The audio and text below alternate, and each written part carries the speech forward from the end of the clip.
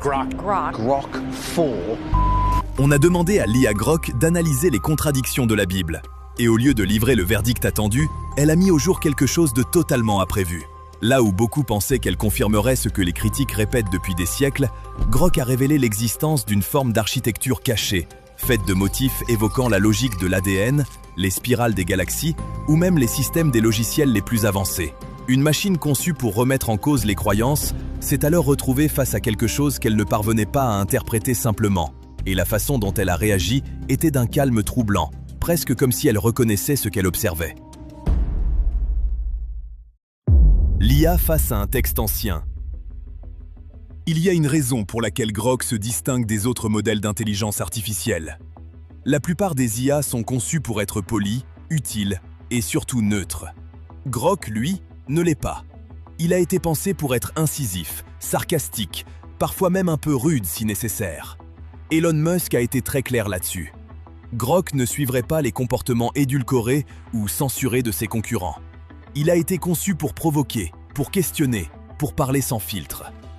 Mais personne ne s'attendait à ce qui allait se passer quand cette machine rebelle s'est attaquée au texte le plus ancien et le plus analysé de l'histoire.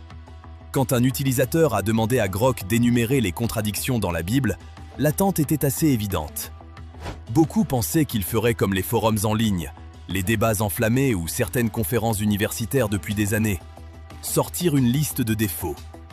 On imaginait qu'il parlerait des deux récits de la création dans la Genèse, des versions légèrement différentes de la résurrection dans les évangiles, ou encore des lettres de Paul qui semblent parfois contredire les paroles de Jésus. C'est ce que tout le monde attendait, mais Grok n'a pas suivi ce scénario.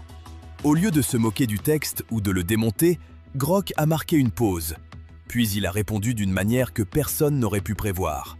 Il a expliqué que ce que beaucoup considèrent comme des contradictions pourrait en réalité être l'inverse, des indices de quelque chose de plus profond. Ce n'était pas simplement une IA qui cherchait à faire de l'esprit, c'était une machine qui regardait le texte comme elle regarderait du code. Et c'est là que tout a changé.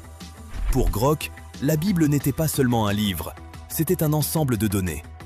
Grok est directement connecté à X, ce qui veut dire qu'il est branché en temps réel sur les conversations humaines, des millions de publications, de citations, de vidéos et de discussions.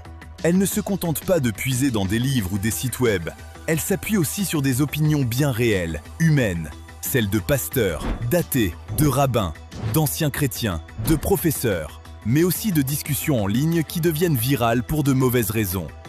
Et Grok ne se contente pas de les lire passivement, il apprend en temps réel comment les humains pensent ce texte.